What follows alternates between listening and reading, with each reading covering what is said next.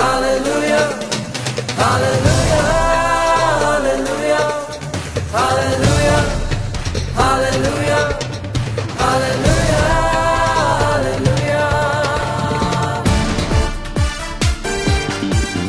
அவர் சொன்னபடியே அவர் உயிர்த்தெழுந்தார்.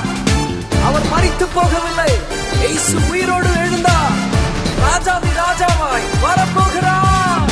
உயிரோடு எழுந்த இயேசுவே நான் வாழுவேன் உமக்காகவே.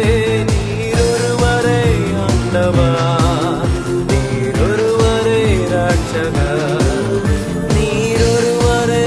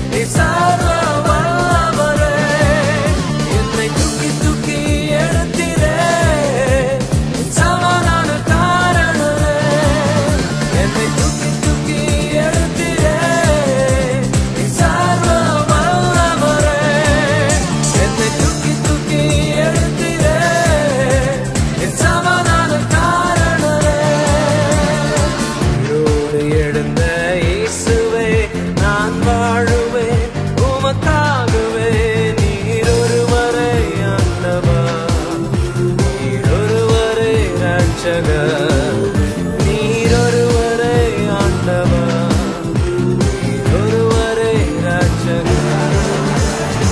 கர்த்தருக்குள் அன்பான தேவ பிள்ளைகளே, ஆண்டவரும் இரட்சகரும் ஆகிய இயேசு கிறிஸ்துவின் நாமத்தினால் உங்களுக்கு என் அன்பின் வாழ்த்துக்கள். இந்த நல்ல நாளிலேயும் அரைஸ் ஃபார் கிரைஸ்ட் மினிஸ்ட்ரி என்ற ஊழியத்தின் சார்பாகவும் என்னுடைய சார்பாகவும் உங்களுக்கு ஈஸ்டர் தின நல்வாழ்த்துக்களை தெரிவிக்கிறேன். எல்லாரும் காலையிலேயே உயிர்த்தெழுந்த ஆண்டவரை பார்ப்பதற்காக சர்ச்சுக்கு கிளம்பிக்கிட்டு இருப்பீங்கன்னு நம்புகிறேன். கிளம்பிக்கிட்டு இருக்கும்போதே ஒரு சில நிமிடங்கள் இந்த வார்த்தையை கேட்டுட்டு போங்க, அது உங்களுக்கு ஆசீர்வாதமாக இருக்கும். ஒரு வசனத்தை உங்களுக்கு காண்பிக்கிறேன். லூக்கா எழுதின சுவிசேஷம் 24வது அதிகாரம் அதனுடைய 6வது வசனத்தை வாசிக்கிறேன். அவர் இங்கே இல்லை, அவர் உயிர்த்தெழுந்தார் என்று எழுதியிருக்கிறத பார்க்க முடியும். இயேசுவை அடக்கம் பண்ணி சில நாட்கள் ஆன உடனே இயேசுவனுடைய கல்லறைகிட்ட வந்து இயேசுவை பார்க்கலாம் என்று அநேகர் அங்கே வந்தாங்க. வந்தபோது நிறைய பேருக்கு ஒரு இன்ப அதிர்ச்சி காத்திருந்தது. ஆண்டவரை காணலை. உடனே எல்லாரும் அங்கே இருக்கிறவங்க சொல்கிறாங்க, அவர் இங்கே இல்லை, அவர் சொன்னபடி உயிர்த்தெழுந்தார் என்று. ஆமேன்னு சொல்லுங்களேன். இந்த ஈஸ்டர் நாளில் உன்னை பார்த்து சொல்ல வரேன், என் ஆண்டவர் உயிரோடு கூட எழும்பின ஆண்டவராக இருக்கிறார். ஆமேன்னு சொல்லுங்களேன். நீ ஒரு செத்துப்போன தெய்வத்தை ஆராதிக்கவில்லை, இல்லாட்டி ஊமையான ஒரு தேவனை நீ ஆராதிக்கவில்லை, இல்லாட்டி கை கால் செயல்படாத ஒரு தேவனை நீ ஆராதிக்கவில்லை. நீ ஆராதிக்கிற ஆண்டவர் எப்படிப்பட்டவர் தெரியுமா?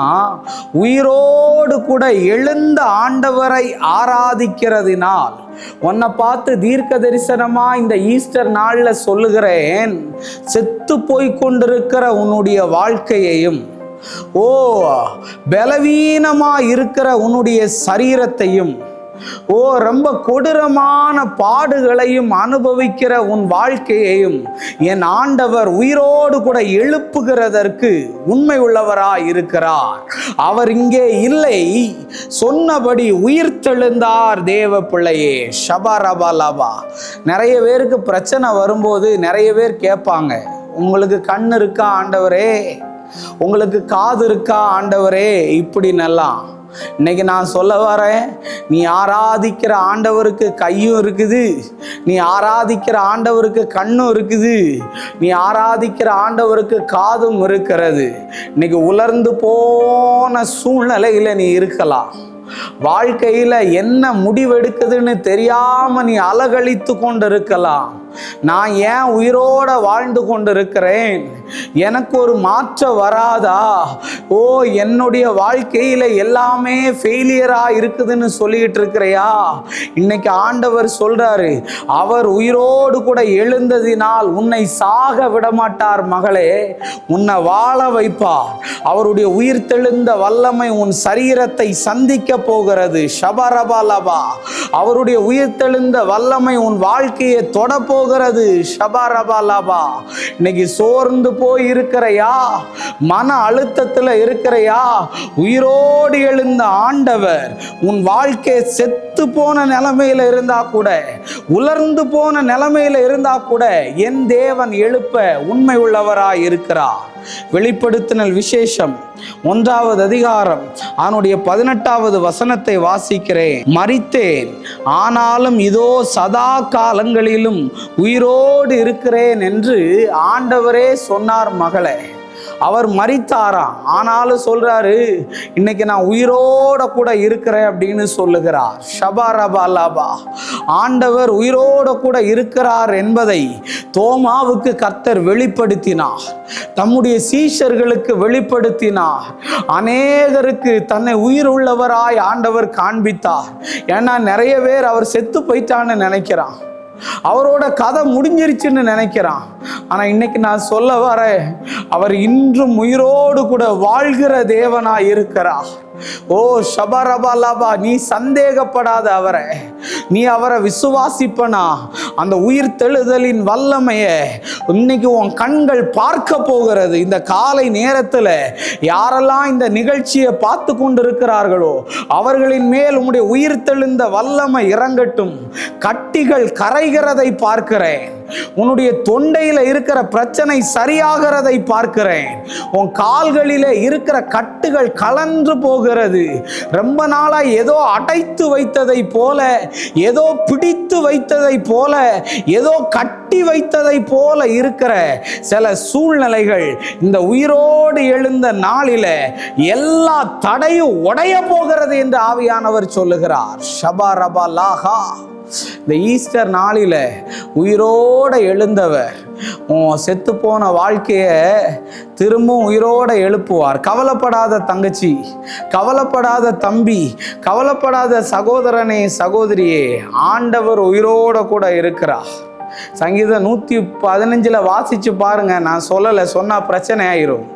உயிரோடு இல்லாததுக்கு என்ன இருக்காதுன்னா, அதுக்கு கண் இருந்தும் காணாது, அதுக்கு வாய் இருந்தும் பேசாது, காது இருந்தும் கேட்காது. அப்படின்னா அதுக்கு பேர் என்னன்னு அர்த்தம்னா போனோன்னு அர்த்தம், அப்படிதானே? ஆனா இன்னைக்கு நான் உங்களை பார்த்து சொல்ல வரேன், என் ஆண்டவர் உயிரோடு கூட இருக்கிறவர்.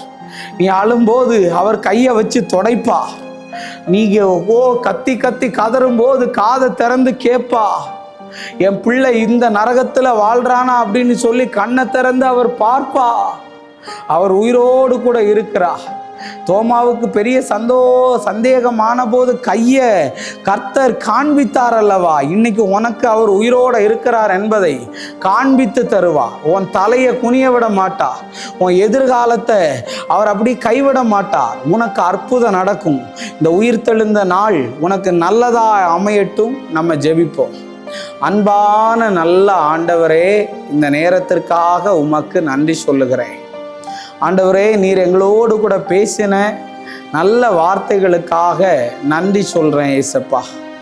உயிரோடு கூட எழுந்த ஆண்டவர் இந்த பிள்ளைகளை திரும்பவும் உயிர்ப்பிக்கும்படி ஜெபிக்கிறேன். இயேசுவின் நாமத்தில் வேண்டுகிறேன் நல்ல பிதாவே. ஆமேன், ஆமேன், ஆமேன். God bless you. கர்த்தர் உங்களை ஆசீர்வதிப்பார்.